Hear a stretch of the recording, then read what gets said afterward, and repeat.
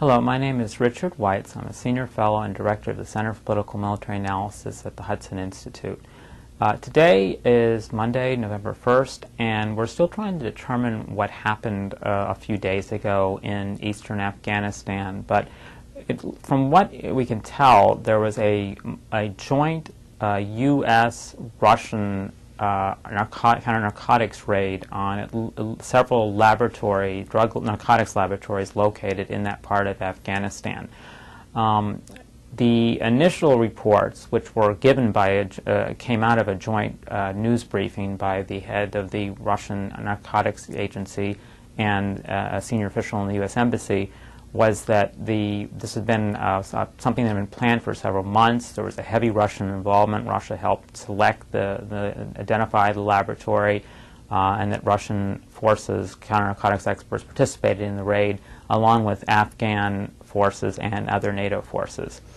That report provoked some criticism, particularly on the part of President Karzai, who objected to this kind of operation, said he had not been informed about it, and so on.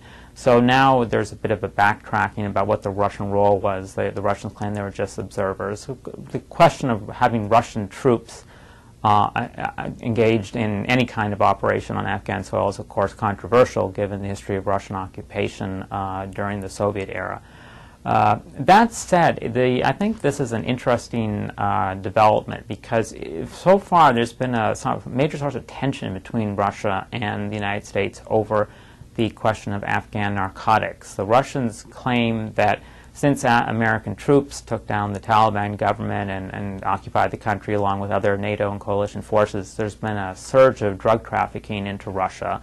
According to Russian estimates, they're losing about 30,000 people a year, which is many more people than all the Russian soldiers who died during the Soviet military occupation of Afghanistan.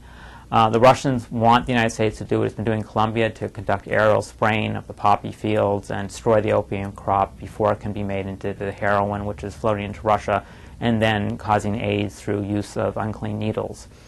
The Americans and NATO object, as well as the Afghan government, because that would deprive many Afghans of their livelihood and likely be used by the Taliban as propaganda to gain recruits. They would claim that NATO was poisoning the crops and so on, trying to kill Afghans.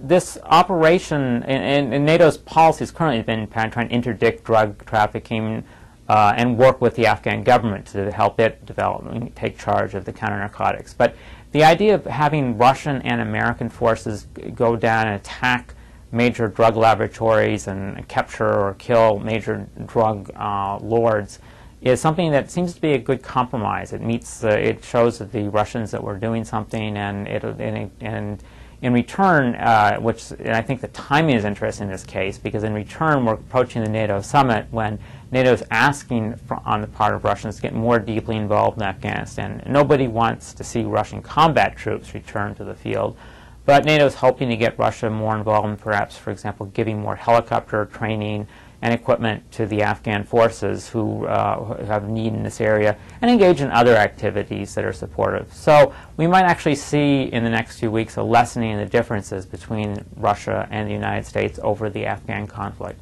Thank you very much.